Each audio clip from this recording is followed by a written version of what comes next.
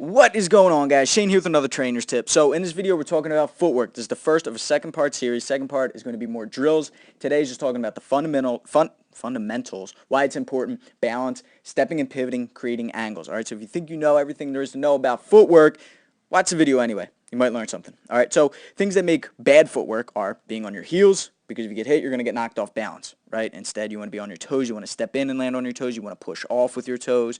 Be not too exaggerate. Your heels still touch the ground, but the pressure is in the balls of your feet. What else makes bad footwork? Too narrow of a stance, all right? Way too narrow there, or way too wide, all right? Way too wide here.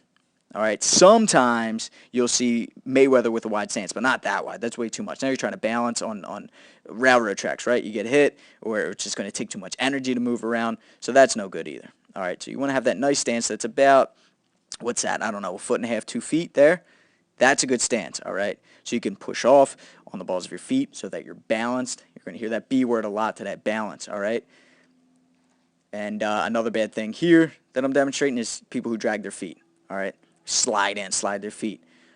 Old boxing coach used to say, a blind man to beat you up because he can hear you sliding all over the place. That's wasted energy, guys. That's wasted time. Pick those damn feet up. Get them where they need to be. Really focus. Next time you're shadowboxing, pick your feet up and get it where it needs to go. You'll notice you move a lot quicker. All right, just focus on your feet and toes getting to where they need to go. All right, that was a jab cross. We're going to talk about stepping, how important stepping is so that you can get on the inside so you can land your punches. Throw a nice jab cross, right? It looks like a good jab cross. Let's watch it again. Oh yeah, good jab cross. All right. Well, let's say Shane, you're fighting Fred the Green Man over here, right? I don't know why his name's Fred. Just seems like that would be his name. All right. He's standing here. He's got a nice stance. Let's throw that jab cross again against Fred here, Shane. Ready? Up. You missed. It could have been perfect. It was perfect. The form is beautiful, Shane, but you missed him. You blew it. You blew your chance. Why? Because it's too far away. How do you get in? Footwork. All right, so this is what I'm going to do. I'm going to step in on the jab cross. Boom, I punched him right in the throat. Fred the Green Man is now dead because I punched him right in the trachea.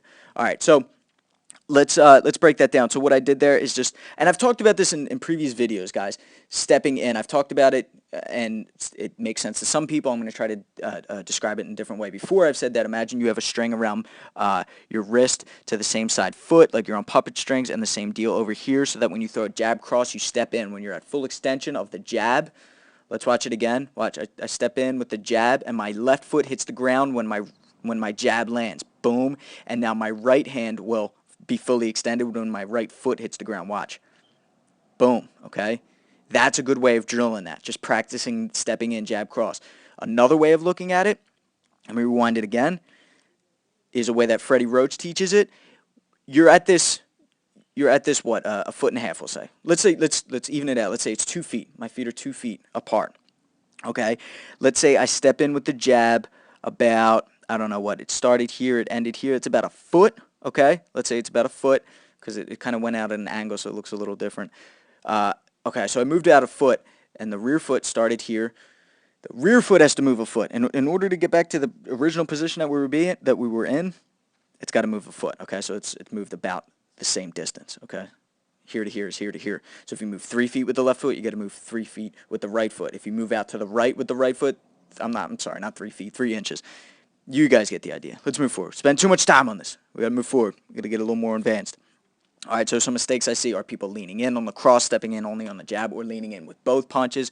Don't lean in, guys. If you got to get in there, you step in. All right, step in, bop, bop, with the jab cross. All right, that's if you're advancing. So you're going against someone who's moving back a lot, or you got to get on the inside. Boom. This is perfect for that. All right, so creating angles. I hear that all the time. People say it all the time. What exactly does that mean, creating angles? Here, if you're fighting someone head-on, you're probably not even going to get this much of an angle. This is actually pretty decent because you got this space right in here, but it is easy for me to block. I got a good guard. My hands are right there easily. I could just pull my hands over this way. I could pull my hand over this way and parry or helmet guard or something like that. But if we get on an angle and we can move out this way, imagine if you could move so fast, you could pause me, and then boom, you're right here, and you got all of this open to hit, available for you. That would be awesome. But how do we get over there? I'm going to talk about that. And for the other side, same deal. If we could get over here, you got all this available to you right here, right? Let's talk about how we could get over there without punches first. All right, I would step with the left foot on a 45-degree angle this way, and then I pivot so that I can get to a 90 degrees, and now I'm facing this way where you would be standing. Okay, now I can throw whatever it may be, right? And to the other side, if I want to get to your left, right? Then I'm going to go step, okay, and pivot, opposite way, right? Boom, and then throw a T. Why not, right? And get kicked out of the boxing match because I'm throwing kicks now. All right, so I have no idea why I threw that, but I get goofier and goofier as the video goes on. All right, so let's set it up now. I'm going to give you an exact combo that you can do to get over there. Let's say someone's throwing an overhand right. Everyone loves those overhand rights coming here, or a haymaker, or a right hook, or whatever it is. You're going to roll out of the way of that punch. Watch as I do that. Roll out of the way and go underneath of the punch as you throw a right hand. But you're going to step. Watch what my left leg does. It's going to step like this. Ready? Boom.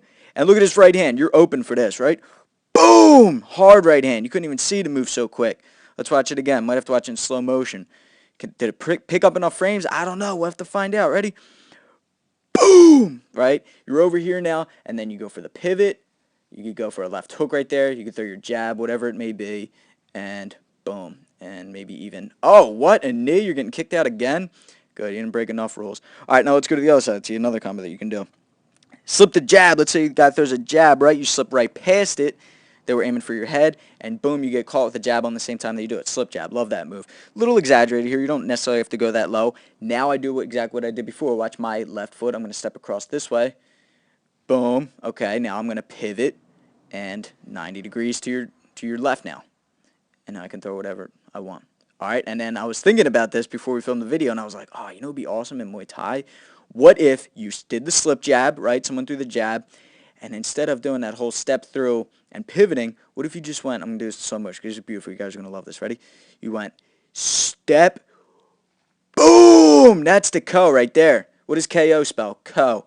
Beautiful. All right, guys, make sure you subscribe because next week we're going to be doing exact drills, actual drills that you can do to build up agility, footwork, leg strength, move quicker, be more evasive, all that good stuff. So subscribe. Hit the subscribe button. I can't even say it. Hit it. Hit it. Until next time, guys, I'm Shane with Fight Tips, Self-Defense for the Underdogs. See you.